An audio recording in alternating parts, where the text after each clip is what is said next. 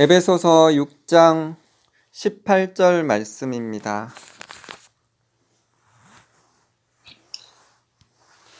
에베소서 6장 18절 말씀 우리 다 같이 읽으시겠습니다. 모든 기도와 간구를 하되 항상 성령 안에서 기도하고 이를 위하여 깨어 구하기를 항상 힘쓰며 여러 성도를 위하여 구하라. 아멘.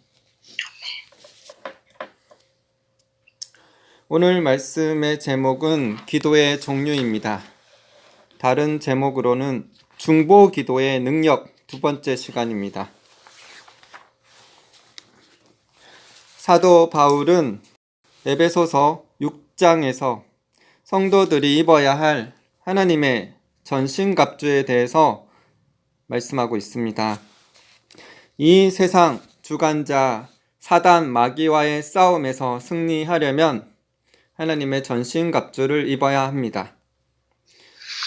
진리의 허리띠, 의의 호심경, 평안의 복음의 신발, 믿음의 방패, 구원의 투구, 성령의 검인, 하나님의 말씀, 이 6가지를 갖추어야 하고 마지막으로 6장 18절에 모든 기도와 간구를 하되 항상 성령 안에서 기도하라고 말씀하고 있습니다. 그래서 우리는 사도 바울이 말한 것처럼 모든 기도와 간구로 항상 성령 안에서 기도하여 매일 영적 싸움에서 승리하는 삶을 살아야 하겠습니다. 이전 시간에 기도에는 믿음의 기도, 헌신의 기도, 성령 안에서 기도, 간구 기도, 중보 기도에 대해서 말씀드렸습니다. 이번 시간에도 기도의 종류들에 대해 특별히 중보 기도에 관련해서 어떤 사례들이 있는지 더욱 살펴보고 은혜 받기를 원합니다. 기도에 대해 알려면 먼저 성령님에 대해서 알아야 합니다. 성령님이 어떤 분이신지 알고 성령님의 인도 따라 기도해야만 매일 영적으로 승리할 수 있기 때문입니다. 성령님은 우리를 돕는 분이시고 어떻게 우리가 기도해야 하는지 인도하시고 계십니다. 로마서 8장 26절 27절입니다. 이와 같이 성령도 우리의 연약함을 도우시나니 우리는 마땅히 기도할 바를 알지 못하나 오직 성령이 말할 수 없는 탄식으로 우리를 위하여 친히 간구하시느니라. 마음을 살피시는 이가 성령의 생각을 아시나니 이는 성령이 하나님의 뜻대로 성도를 위하여 간구하심이니라. 요한복음 14장 26절 보혜사 곧 아버지께서 내 이름으로 보내실 성령 그가 너희에게 모든 것을 가르치고 내가 너에게 말한 모든 것을 생각나게 하리라. 성령님은 그리스어로 파라클레토스로 위로자, 돕는 자, 상담자, 중보자, 대변자 등의 의미를 가지고 있습니다. 성령님은 신자들에게 예수님의 말씀을 생각나게 하시고 진리로 인도하시는 분이십니다. 또 장래일을 알려주시는 분이십니다. 그리고 다른 사람들을 위하여 하나님의 뜻대로 간구할 수 있도록 도와주시는 분이십니다. 그래서 우리는 성령님을 의지하며 성령님의 인도 따라 기도해야 합니다. 사도 바울은 믿는 자들에게 모든 기도와 간구를 하되 항상 성령 안에서 기도하라고 말씀하셨습니다. 기도의 한 영역인 치유에 대한 중보 기도를 할 때 성령님께서 인도하시는 것들을 나누고 싶습니다. 우리가 중보 기도를 할 때 그 사람과 자신을 동일시하여 기도하도록 성령님께서는 인도하십니다. 병든 자를 위해서 우리가 중보 기도할 때 우리의 힘으로 중보하는 것이 아니라 먼저 성령님께서 우리 속에 기도에 대한 부담감을 주셔서 기독해 하십니다. 어떤 한 목사님의 교회에 정기적으로 출석하는 세 아이의 어머니인 한 젊은 부인이 심장 수술을 받아야만 했습니다. 그녀는 수술 도중에 죽었습니다. 시간이 좀 지난 후 인공호흡을 시도했지만 의식을 회복하지 못했습니다. 의사는 그녀가 의식을 회복할 수 없으며 그녀의 뇌는 산소 공급 없이 너무 오래 있었기 때문에 그녀의 의식이 바르지 못할 것이라며 차라리 잘된 일이라고 말했습니다. 이 목사님은 말했습니다. 우리는 그녀의 젊은 남편을 위로하고 함께 할 수 있는 모든 기도를 했지만 우리는 이 상황이 너무 생소했습니다. 이 젊은이의 부인은 계속 살아있는 상태를 유지했습니다. 사흘째 되는 날 밤에 잠이 깨었는데 제 아내가 없다는 것을 발견했습니다.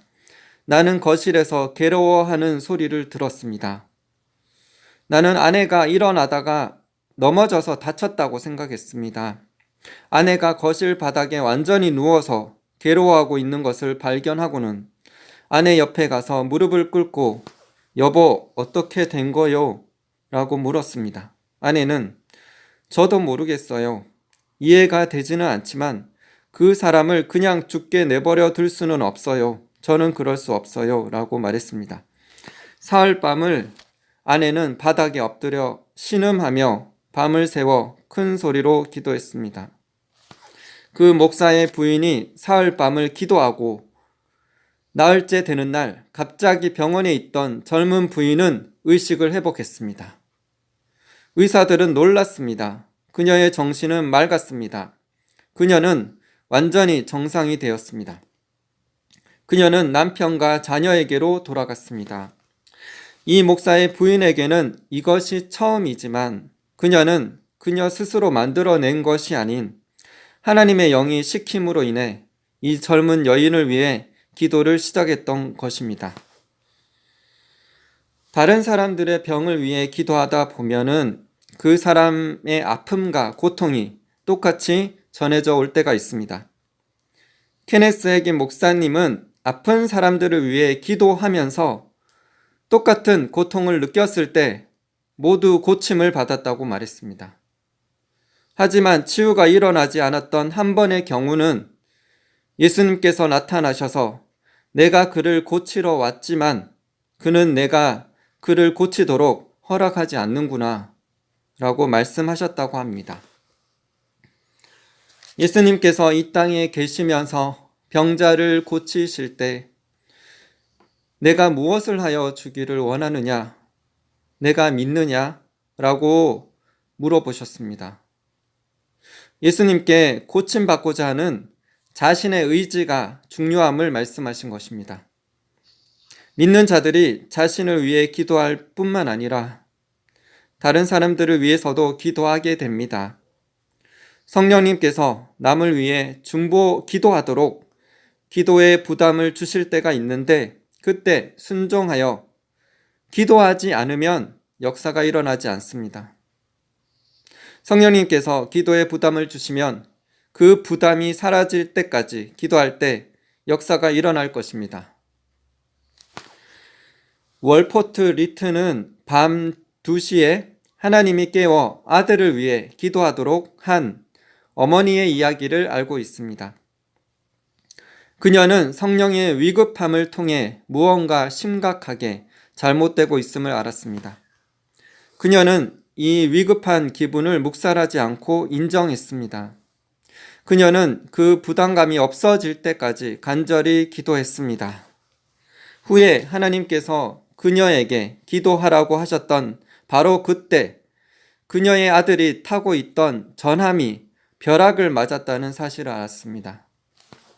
전함의 의료팀은 그녀의 아들이 죽었다고 믿고 시체를 두는 곳에 다른 시신과 함께 두었다고 합니다. 그 아들은 시간이 좀 지난 후에 다시 살아나 사람들을 놀라게 했습니다. 그의 어머니가 기도했기 때문에 지금까지 살아 있습니다. 그 옛날 오순절 목사이자 선교사인 어느 형제와 그의 아내 블랑시가 아프리카에서 선교사로 있었을 때 일어났던 일에 관하여 말하는 것을 들은 적이 있습니다. 선교사의 장인 장모는 뉴잉글랜드 지방의 한 농장에 살았습니다. 그녀의 아버지 형제는 구원받지 못한 알코올 중독자였고 간경화증으로 죽어가고 있다가 우드워스 애터 자매의 한 집회에 참석하여 깨끗이 치유받고 구원과 성령 충만도 받았습니다. 이 일이 있을 때 그들의 사위와 딸은 아프리카의 선교사로 있었습니다. 어느 날 아침 해가 뜨기 전에 그는 젖소들의 젖을 짜려고 마구간으로 가고 있었습니다. 아침 5시경에 마구간과 집의 중간쯤에 우유통을 두고 그는 부엌으로 돌아왔습니다. 아침을 준비하던 그의 아내가 그를 쳐다보고 말했습니다. 무슨 일이 있어요? 당신 얼굴이 창백해 보이네요. 어디 아프세요? 아니, 난 아프지 않아요. 그런데 웬일이에요? 나도 무슨 일인지 모르겠어요. 그런데 블랑시에게 무슨 일이 있는 것 같아요. 그의 목숨이 위험하니 우리 기도합시다. 그는 부엌 바닥에 무릎을 꿇고 성령으로 신음하며 방언으로 기도했습니다. 6시가 되었습니다. 그는 계속 기도하고 있었습니다. 7시가 되었습니다. 그는 아직도 기도하고 있었습니다. 소들이 소리 지르고 닭들이 아우성 쳤습니다. 아침을 못 먹었기 때문이었습니다. 그는 여전히 신음하며 괴로워하며 기도했습니다. 그는 82세였는데 9시, 10시, 11시가 넘어서도 바닥에서 일어서지 않았습니다. 12시, 1시 그는 계속 기도했습니다. 오후 2시 중단하지 않고 9시간 동안 신음하고 울부짖고 기도했습니다. 2시가 되자 부담감이 사라졌습니다. 그는 웃으면서 방언으로 찬양을 드렸습니다. 그것이 무엇이든지 우리는 응답받았다. 그는 함께 기도하던 아내에게 말했습니다. 그 당시는 통신수단이 오늘날과 달랐습니다. 시간이 지나서 배편으로 아프리카에서 편지가 왔습니다. 블랑시의 남편인 선교사가 그의 장인 장모에게 블랑시는 열대성 열병에 걸렸으며 한 번 걸리면 살아날 수 없는 그런 열병이라는 것과 어떻게 블랑시가 죽음 직전까지 갔는지 전 과정을 말해 주었습니다. 사실 그녀는 죽은 것으로 여겨졌으나 갑자기 건강해져서 일어났습니다. 블랑시 부부와 그들의 부모는 그들의 노트를 비교해 보았습니다. 시차를 조정해 보니 블랑시가 나아서 일어난 시간이 정확히 오후 2시, 즉 그 부담감이 그녀의 아버지를 떠났던 시간이었습니다. 블랑시의 아버지는 이 기도의 부담감과 9시간이나 씨름하며 싸웠습니다. 그는 부담감이 사라질 때까지 포기하는 것을 거절했습니다. 2020년 9월 20일 저의 아버지가 심장이 빨리 뛰어서 인공호흡기를 차고 중환자실에 옮겨졌다고 어머니로부터 연락을 받았습니다. 저와 제 아내가 금식 기도하며 아버지를 위해 기도하고 있었습니다. 2일째 밤으로 기억하는데 제가 심장이 빨리 뛰었고 호흡이 가빠졌습니다. 그래서 순간 이것이 아버지의 상태인 것을 느끼게 됐고 누워서 기도하자 조금 후에 평안해졌고 편안히 잠을 자게 되었습니다. 그리고 다음날 어머니와 통화를 하면서 아버지가 편안해졌고 폐가 좋아지고 있다고 말씀하셨습니다. 이처럼 다른 사람을 위해서 기도할 때 다른 사람이 느끼는 것과 같은 증상이 전해져 오고 계속 기도하면 응답이 오는 것을 경험할 수 있습니다. 하지만 성령님께서 기도에 부담을 주실 때 기도하지 않으면 어떤 일이 일어나는지 믿음의 거장이신 케네스 해기 목사님의 사례를 나누겠습니다. 1965년 나는 오클라호마에서 6주간의 집회를 가졌습니다. 그리고는 달라스 근처에 있는 집에 돌아가 몇 가지 작은 일을 처리하고 캔사스 시티로 갈 계획이었습니다.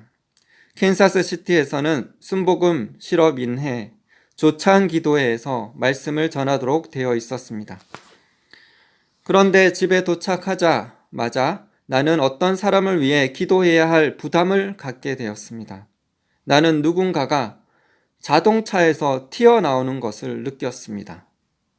그러나 나에겐 짧은 시간에 처리해야 할 일들이 너무나 많아 우선 이 일부터 해야 한다. 그 다음엔 저것을 그리고 또 그것을 해야 해 라고 생각하면서 이 부담이 지나가도록 내버려 두었습니다. 나는 말없이 속으로 기도했습니다. 그러나 나는 조용히 하나님과 함께 내가 왜 이 부담을 느낄까? 이것이 무엇일까에 대한 답을 얻기 위해 시간을 내었어야만 했습니다. 나는 자연적인 세계를 넘어 영의 세계로 들어가도록 시간을 충분히 가졌어야만 했습니다. 금요일 달라스를 떠날 때는 비가 내렸습니다. 내 차엔 안전벨트가 있었지만 나는 한 번도 메어 본 적이 없었습니다. 이번에 나는 안전벨트를 메었습니다. 내 아내는 웬일이에요? 하고 말했습니다. 아내는 내가 결코 안전벨트를 안 한다는 것을 알고 있었습니다. 나도 모르겠어. 누군가 차에서 튕겨 나오는 기분을 느꼈는데 우리일 수도 있다는 생각이 드는군. 우리는 늘 하듯이 지켜주시기를 기도했습니다. 우리는 털사의 친구 집에서 그날 밤을 보냈습니다. 토요일 아침 떠날 때도 계속 비가 내렸습니다. 다시 한번 안전벨트를 맸습니다. 아직도 나는 그 기분을 떨쳐버릴 수 없었기 때문이었습니다. 시간을 내어 기도해야만 했는데 기도하지 않았습니다. 토요일 밤 우리는 캔사스에 있었습니다. 말씀을 전하기에 앞서 연회장에서 식사하고 있었는데 바로 그때 누군가가 와서 장거리 전화가 왔다고 했습니다. 나는 전화기로 갔습니다. 나의 조카가 차창 밖으로 튕겨나가는 사고를 당했다는 것이었습니다. 의사들은 그 조카가 살 가망이 없다고 말했습니다. 이것이 바로 하나님께서 내게 말씀하시려고 애쓰셨던 것입니다. 왜 내가 시간을 내지 않았을까요? 나는 너무 바빠서 그런 책임을 감당하지 않았습니다. 얼마나 엄청난 책임인지요. 때로는 생명이 우리의 기도에 따라 좌우됩니다. 만일 내가 기도할 시간을 가졌었다면 무슨 일이 일어났겠습니까? 그 조카는 그 사고를 피할 수 있었을 것입니다. 조카는 어떻게 되었느냐고요? 그녀는 3살, 5살 된 두 아이들을 남겨놓고 25에 죽었습니다. 그리고 케네스 해기 목사님이 경험하신 다른 사례를 말씀드리고 싶습니다. 1939년 내 아내와 나는 다른 목회지로 가기 위해 이사를 했습니다. 그러나 잠시 처음 살던 곳으로 돌아와 장인 장모를 방문했습니다. 우리는 장인 장모와 함께 이웃 농장을 방문했습니다. 그 농부는 시름시름 앓고 있었는데 무엇 때문에 아픈지 정확한 원인을 찾아내지 못했습니다. 다만 병이 심각하다는 것은 알고 있었습니다. 여자들은 집안에 있었고 이 농부는 장인과 나와 함께 현관 앞뜰에 앉아 대화를 나누고 있었는데 내 속에서 이 농부를 위해 기도해야겠다는 진정한 고뇌와 부담이 있었습니다. 그와 장인은 대화 중에 무엇인가 주님에 관하여 말할 수 있는 기회를 내게 주었지만 평안한 분위기를 깨지 않으려고 나는 주님에 대해 말하지 않았습니다. 그리고 대화는 바뀌었고 다시 화제를 돌릴 수가 없었습니다. 나는 그에게 그의 영혼의 문제를 해결할 수 있는 아무런 말도 하지 않았습니다. 우리는 처가 식구들과 이틀을 더 보낸 후 집으로 돌아왔습니다. 이틀 후에 장모님은 그가 죽었다고 전했습니다. 나는 주님의 인도를 따라 그에게 아무것도 말하지 않은 것을 잠시 후회했지만 곧 그 일에 대해 더 생각하지 않게 되었습니다. 관례대로 주일 밤 우리는 예배 시작 전에 15분간 기도하기 위해 제단 앞에 모였습니다. 나는 강단에서 내려와 무릎을 꿇고 눈을 감자 즉시 성령 안에 있게 되었습니다. 나는 그 사람을 보았습니다. 나는 결코 그 장면을 잊지 못할 것입니다. 이 장면을 떨쳐버리는데 몇 주간이 걸렸습니다. 밤중에 잠이 깨어서도 보였습니다. 나는 그 사람이 지옥에 있는 것을 보았습니다. 나는 그의 부르짖음을 들을 수 있었습니다. 나는 마치 누가복음 16장에 부자가 그의 혀를 식히려고 물을 달라고 하는 것 같이 그가 울부짖는 것을 들었습니다. 그리고 나는 예수님을 보았습니다. 주님은 나를 지적하시면서 이렇게 말씀하셨습니다. 나는 그에 대한 책임을 내게 묻겠다. 내가 내게 기도에 부담을 주었건만 너는 기도하지 않았다. 나는 내가 말할 수 있는 문을 열어 주었건만 너는 말하지 않았다. 오 하나님, 나는 부르짖었습니다. 1시간 반 동안 무릎을 꿇고 눈물을 흘리며 오 나의 하나님, 이 일이 나를 지나가게 하소서라고 외치며 회개했습니다. 그날 밤 나는 설교하지 않았습니다. 다른 사람들은 무슨 일인지 알지 못했습니다. 케네스 에긴 목사님의 경험을 읽고 나서 저의 영혼에 울림과 경각심이 일어났습니다. 중보 기도의 힘이 정말 크구나. 기도를 하고 안 하고에 따라 영혼이 낫고 낫지 않을 뿐만 아니라 죽어서 천국에 가든지 지옥에 갈 수도 있구나 라고 생각하며 주님께서 기도에 부담을 주실 때 반드시 순종해야겠다고 다짐하게 되었습니다. 이 케네스 에긴 목사님의 사례를 통하여 우리는 우리에게 기도의 부담을 주실 때 순종하여 인내로 기도하여 영혼을 살리는 자가 되기를 기도드립니다. 아멘. 이사야 66장 8절 이러한 일을 들은 자가 누구이며 이러한 일을 본 자가 누구이냐. 나라가 어찌 하루에 생기겠으며 민족이 어찌 한순간에 태어나겠느냐. 그러나 시온은 진통하는 즉시 그 아들을 순산하였도다. 갈라디아서 4장 19절 나의 자녀들아 너희 속에 그리스도의 형상을 이루기까지 다시 너희를 위하여 해산하는 수고를 하노니. 갈라디아 성도들을 위해 사도 바울이 해산하는 수고를 함으로 그들이 구원 백성이 되었습니다. 그들이 영적인 어린아이 상태에서 자라나도록 하기 위해 또다시 해산하는 수고를 한다고 사도 바울은 말씀합니다. 아기를 출산하기 위해서는 진통을 경험합니다. 진통이 없으면 출산하지 않습니다. 바울은 여자가 아이를 낳으려고 진통하는 것과 같은 용어를 사용하고 있습니다. 그러면 여자는 자기 의지로 진통을 할 수 있습니까? 할 수 없습니다. 낳을 아이가 없다면 아무리 여자가 진통을 한다 해도 아무것도 낳을 수 없습니다. 로마서 8장 26절 이와 같이 성령도 우리의 연약함을 도우시나니 우리는 마땅히 기도할 바를 알지 못하나 오직 성령이 말할 수 없는 탄식으로 우리를 위하여 친히 간구하시느니라. 로마서 8장 26절에 성령님이 말할 수 없는 탄식으로 우리를 위해 친히 간구하신다고 하셨습니다. 기도에는 여러 가지 종류가 있는데 로마서 8장 26절에서는 말할 수 없는 탄식, 곧 신음하는 기도를 통하여 영혼들을 도우며 살릴 수 있습니다. 이 신음하는 기도를 통하여 영혼이 잉태될 수 있습니다. 이것은 우리의 의지로 신음하며 기도하는 게 아니라 성령님이 말할 수 없는 탄식으로 신음하며 기도하도록 인도하십니다. 한 영혼이 구원받을 때는 다 다를 수 있습니다. 어떤 누군가가 그 영혼을 위해 오래도록 기도했거나 또 하나님의 때가 되었을 때 우리가 그 영혼들에게 복음을 전하면 금방 예수님을 영접하는 사람들이 있습니다. 요한복음 4장 37절 38절에 예수님의 말씀처럼 복음을 전할 때 금방 예수님을 영접하는 일에는 노력하지 아니한 것을 거두는 자가 되어 노력한 것에 참여하는 자가 되었기 때문입니다.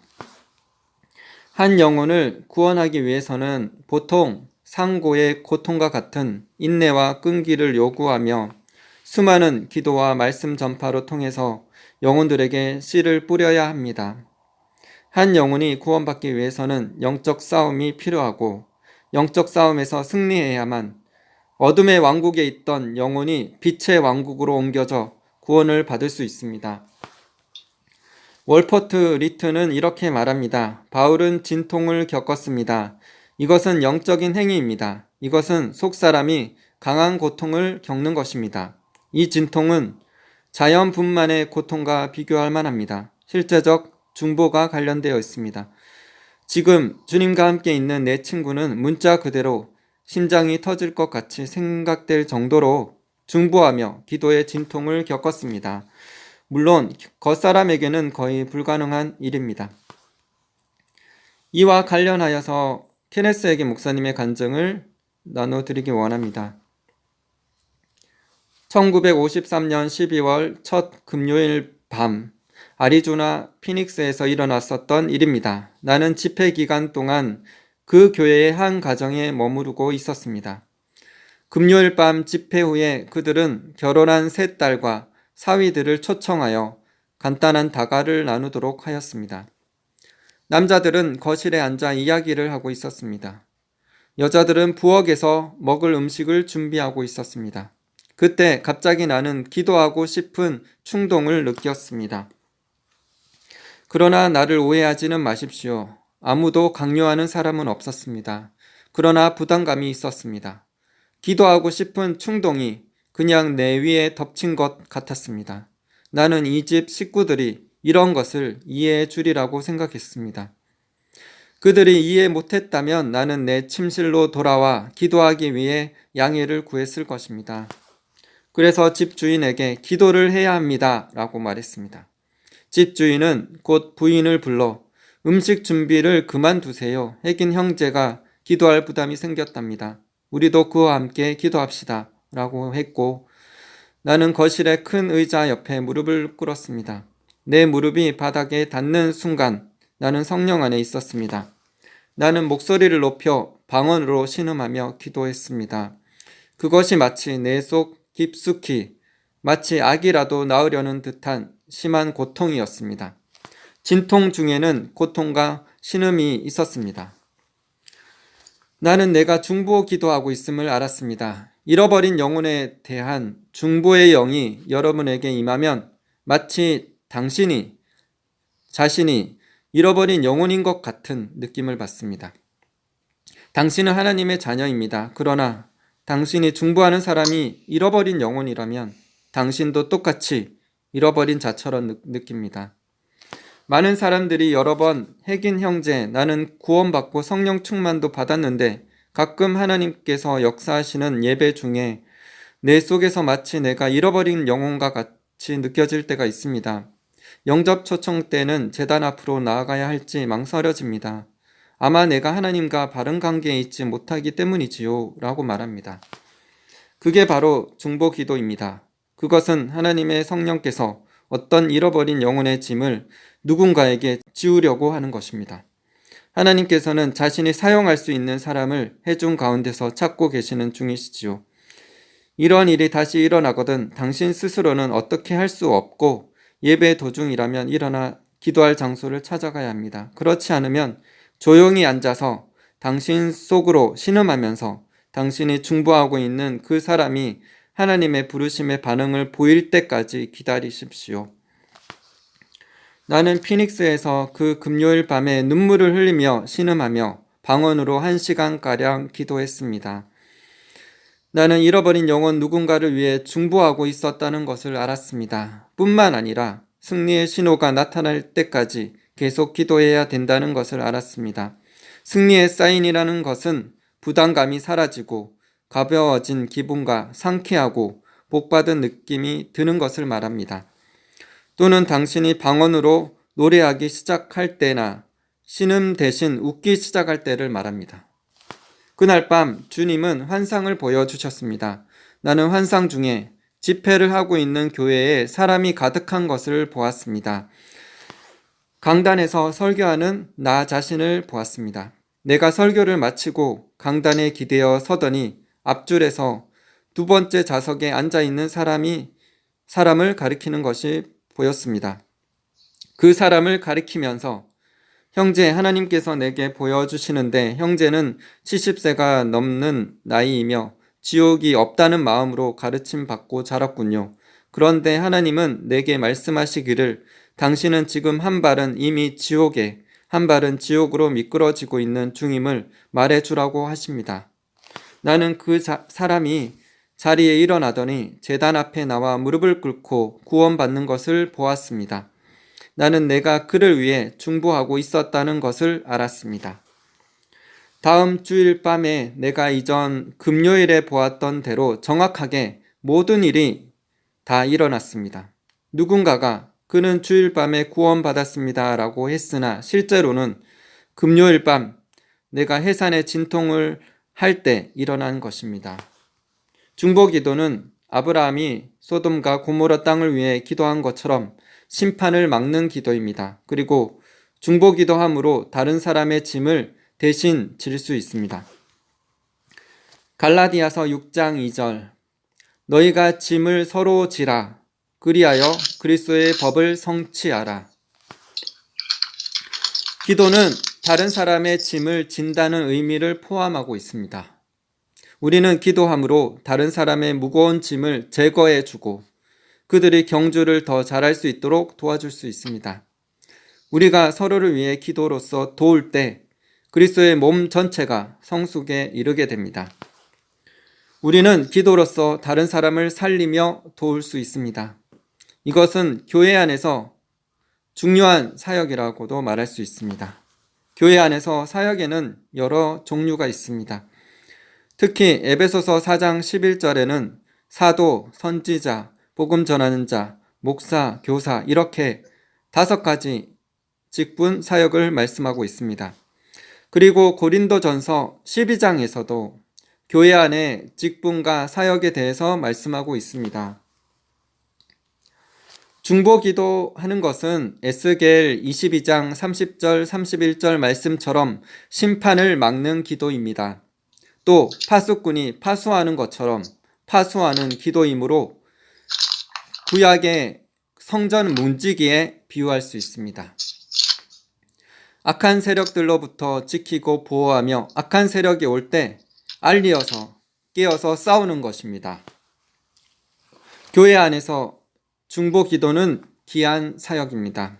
오중직임에는 들어가지 않지만 고린도전서 12장 28절에 서로 돕는 사역에 해당될 수 있습니다. 고린도전서 12장 28절 하나님이 교회 중에 몇을 세우셨으니 첫째는 사도요, 둘째는 선지자요, 셋째는 교사요, 그 다음은 능력을 행하는 자요, 그 다음은 병 고치는 은사와 서로 돕는 것과 다스리는 것과 각종 방언을 말하는 것이라. 서로 돕는 사역에 해당하는 중보기도 사역은 오중직임이 아니라서 사람들 앞에 알려지고 존경받는 사역이 아닐 수 있습니다.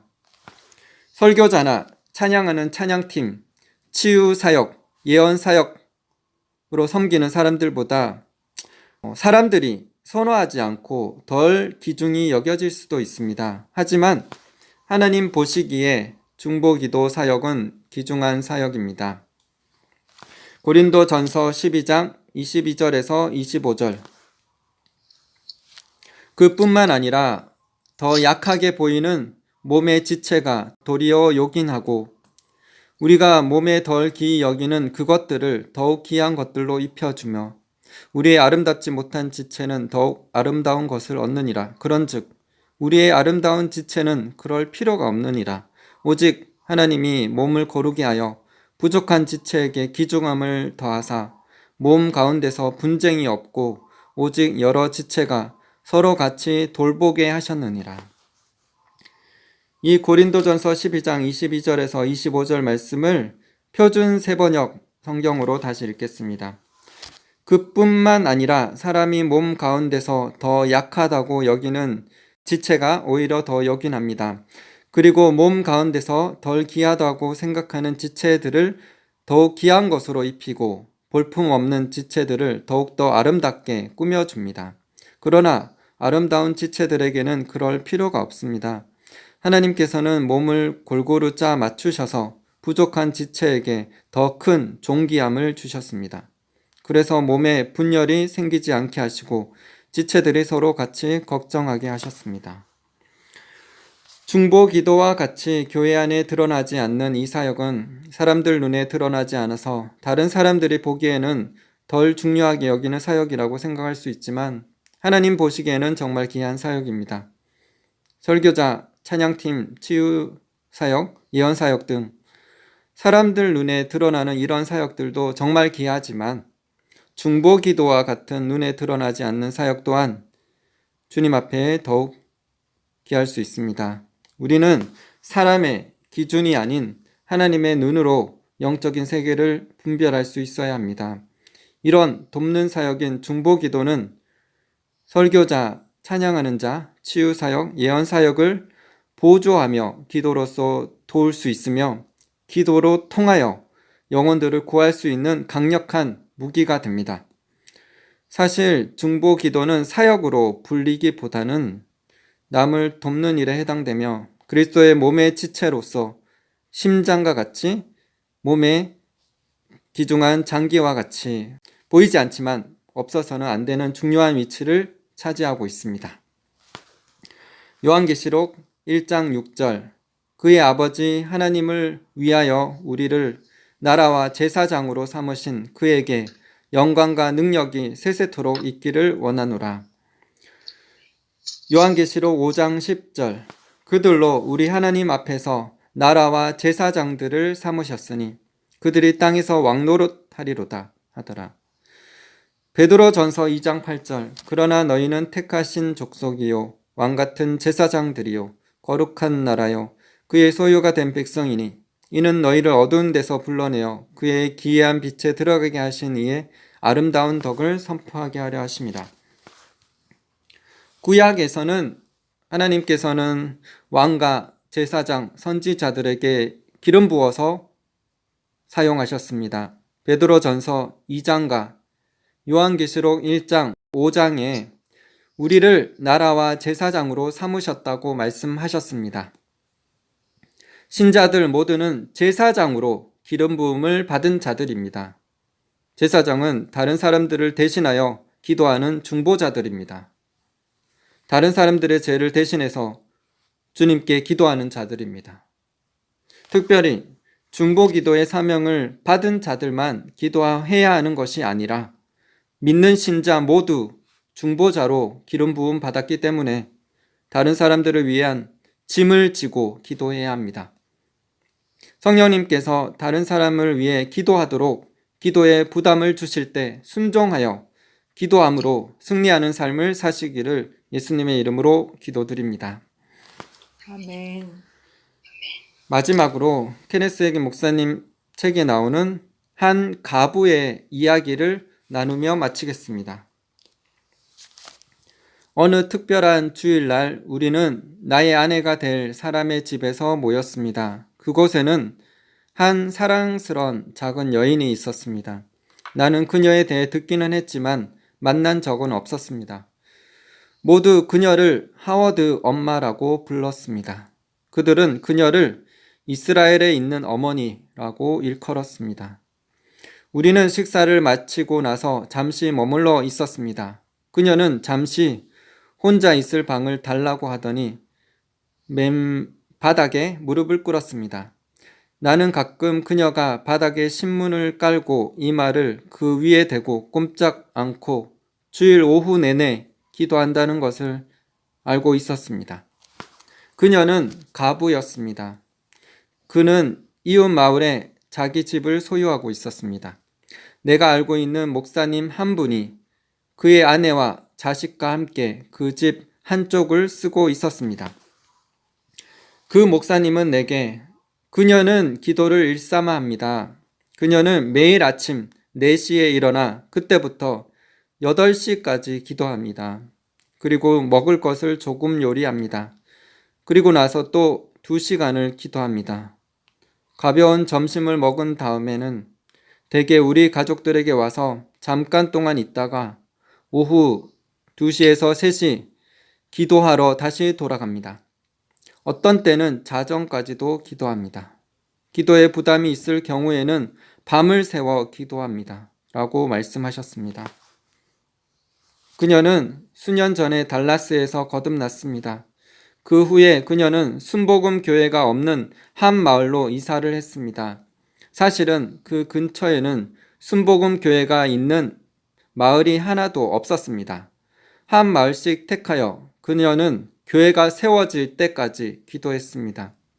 그 다음에는 다음 마을로 옮겨서는 또 한 교회가 세워질 때까지 기도했습니다.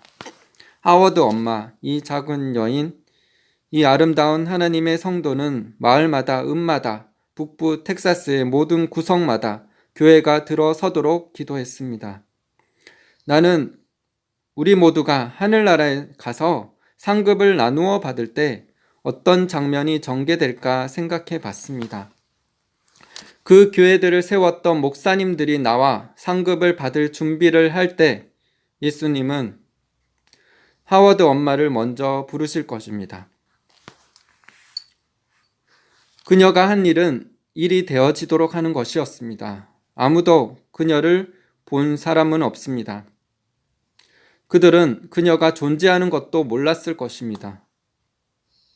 그러나 그녀는 주일 오후에 이웃을 방문하여 이야기하고 놀면서 시간을 보내지 않았습니다. 그녀는 이랬습니다. 그녀는 문자 그대로 자신의 삶을 남을 위해 바쳤습니다. 예수님께서도 그렇게 사셨습니다. 주님은 오늘도 자기 자신을 기도하는 일에 바칠 사람을 부르고 계십니다. 기도드리겠습니다. 하나님 아버지, 우리를 중보자로 부르셨습니다. 제사장, 왕같은 제사장으로 부르셨습니다. 믿는 신자들은 모두 제사장이고 중보자입니다. 남을 위해서 같이 짐을 지는 자들입니다. 주님, 특별한 자들만 하는 자들이 아니라 이 부르심은 모든 믿는 자들이 감당해야 할 몫입니다. 주님, 성령님께서 영혼들을 위해, 성도들을 위해, 그들을 문제를 해결하기 위해, 그들의 영혼을 구원하기 위해 기도할 자들을 찾고 계십니다. 이 성령님의 부름에